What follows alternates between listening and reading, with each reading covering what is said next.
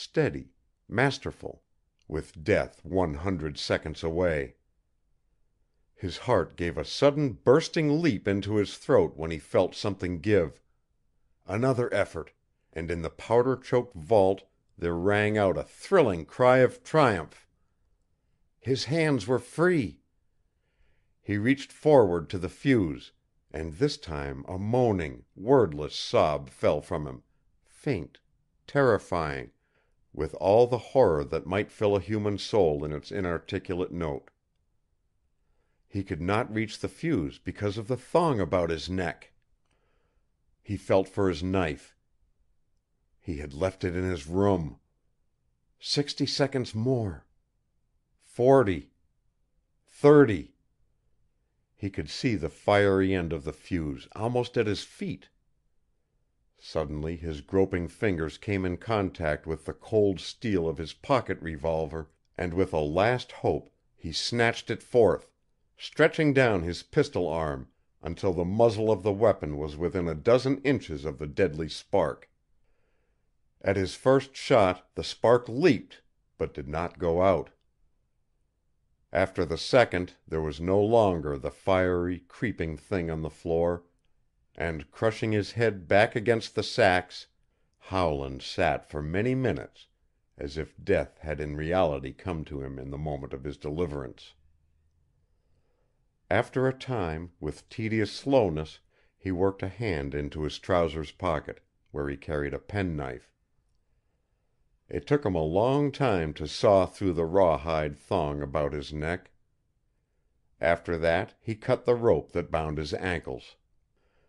He made an effort to rise, but no sooner had he gained his feet than his paralyzed limbs gave way under him and he dropped in a heap on the floor. Very slowly the blood began finding its way through his choked veins again, and with the change there came over him a feeling of infinite restfulness.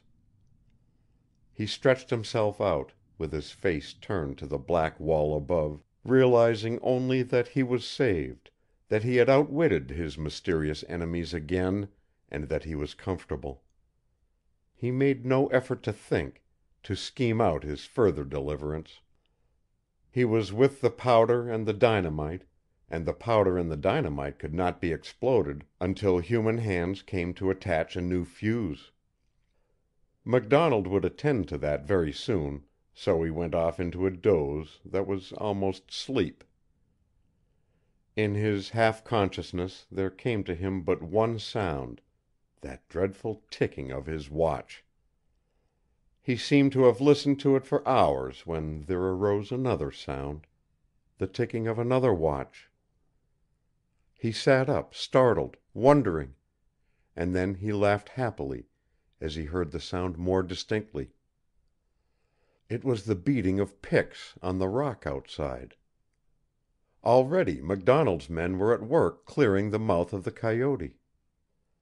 In half an hour he would be out in the big, breathing world again. The thought brought him to his feet. The numbness was gone from his limbs, and he could walk about.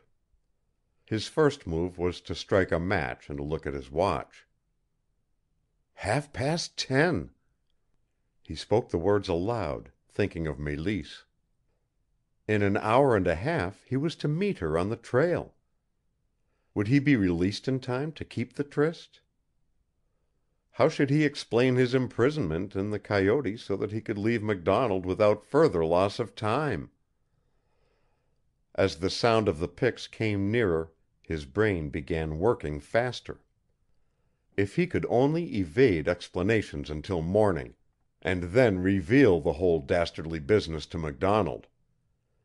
There would be time then for those explanations, for the running down of his murderous assailants, and in the while he would be able to keep his appointment with Mélisse. He was not long in finding a way in which this scheme could be worked, and gathering up the severed ropes and rawhide he concealed them between two of the powder sacks, so that those who entered the coyote would discover no signs of his terrible imprisonment. Close to the mouth of the tunnel there was a black rent in the wall of rock, made by a bursting charge of dynamite, in which he could conceal himself. When the men were busy examining the broken fuse, he would step out and join them. It would look as though he had crawled through the tunnel after them. Half an hour later a mass of rock rolled down close to his feet, and a few moments after he saw a shadowy human form crawling through the hole it had left. A second followed, and then a third, and the first voice he heard was that of MacDonald. "Give us the lantern, Bucky," he called back, and a gleam of light shot into the black chamber. The men walked cautiously toward the fuse, and Howland saw the little superintendent fall on his knees. "What in hell?" he heard him exclaim, and then there was a silence. As quietly as a cat, Howland worked himself to the entrance and made a clatter among the rocks. It was he who responded to the voice. "What's up, MacDonald?" He coolly joined the little group. MacDonald looked up, and when he saw the new chief bending over him, his eyes stared in unbounded wonder. "Howland!" he gasped.